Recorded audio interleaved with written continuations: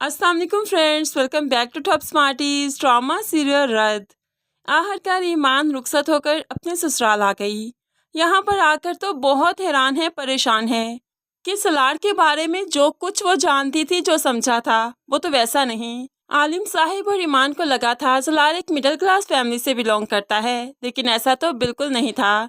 अभी तो ईमान पर सलार के और बहुत से रूप रंग खुलना बाकी हैं कि वो कितना मासूम है, कितना ज़्यादा मुश्किलात का शिकार है। अब यहाँ पर जब ईमान आई तो सलार से सवाल करती है, मैंने आपको जैसा समझा था वैसे तो नहीं, आपके पास सब कुछ है, तो आपने क्यों छुपाया?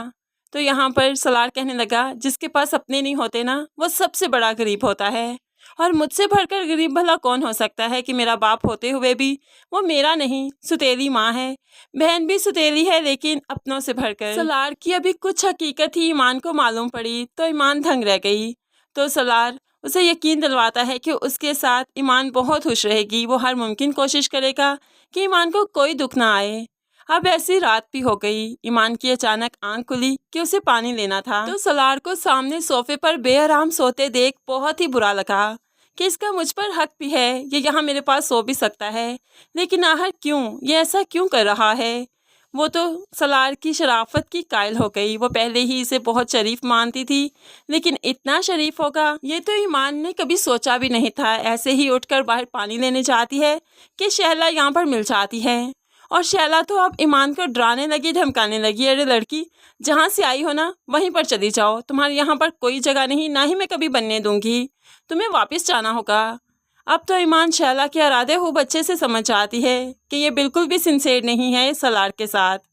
अब अगले दिन जब ब्रेकफास्ट टेबल पर ईमान शैला से मिली तो फिर से उसका हाथ पकड़ते हुए, दबोचते हुए उसे डराने लगी, धमकाने लगी, मैंने तुम्हें कहा था ना यहाँ से चलती बनो, अभी तुम अपने बाप से मिलने जा रही हो, वापस आने की कोई ज़रूरत नहीं। ईमान तो फिलहाल चुप है, लेकिन जब ईमान बोलेगी तो शैला की बोलती बंद कर देगी।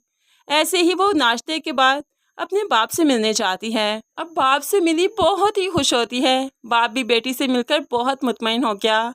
ऐसे ही सलार, आलिम साहिब और ईमान ने बहुत सारा वक्त इकट्ठे साथ में गुजारा।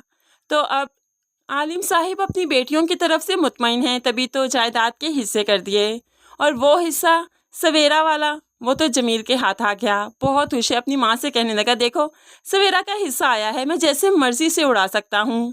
और सवेरा बेबसी की तस्वीर बने, चाहकर भी कुछ नहीं कर पा रही। दूसरी तरफ लाइक साहिब अब ईमान को बुलाते हैं और कहने लगे, क्या डिमांड है तुम्हारी? जितना पैसा चाहिए दूंगा, सलार को छोड़ दो।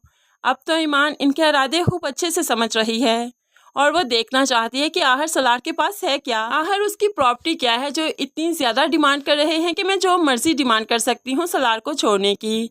इसीलिए वो कुछ डिमांड करती है, हो सकता है कोई फैक्ट्री हो, कोई घर हो, कोई बंगला हो, कुछ इस तरह का, ताकि वो सलार की प्रॉपर्टी तक पहुँच सके। लाइक साहिब खुश हो जाते हैं, ठीक है, तुम्हें मुँह मांगी कीमत मिलेगी, जो कहोगी मिलेगा। ऐसे में सलार को बुलाते हैं और कहने लगे, देखा मैंने कहा था ना, इसके सामने कुछ डिमांड रखूंगा तो तुम्हें छोड़ने पर आमादा हो जाएगी, और देखो ऐसा ही हुआ, उसने अपनी डिमांड बता दी मुझे। सलार तो एकदम से हैरान होकर ईमान को देखने लगा, ईमान जी, मैंने ऐसा नहीं समझा था आपको, आपने तो मेरा मान ही तोड़ दिया। ईमान उसे कुछ कहना भी चाहती है, लेकिन बता नहीं पा रही कि आखिर वो चाहती क्या है। ऐसे में सलार ईमान से नाराज होकर बाहर आकर बैठ जाता है, बहुत सारा वक्त अपने साथ गुजारता है, और फिर रोने भी लगा कि ईमान को अपना समझा था और वो भी लालची निकली, क्या वो भी मुझे छोड़कर चली जाएगी? लेकिन है, ये तो सलार की गलतफहमी है जो बहुत जल्द उसे पता चल जाएगी। दूसरी तरफ अब जैन भी पाकिस्तान आ जाएगा, और यहाँ पर आकर फिर उसका ईमान से टकराव भी होगा। तब ड्रामे में और भी ज़बरदस्त सा ट्विस्ट आएगा। फ्रेंड्स, आपको आज के एपिसोड का रिव्यू कैसा लगा ज़रूर कमेंट्स में बताइएगा। मज़ीद वीडियोस के लिए चैनल को सब्सक्राइब ज़रूर कीजिए। अल्लाह हाफिज़।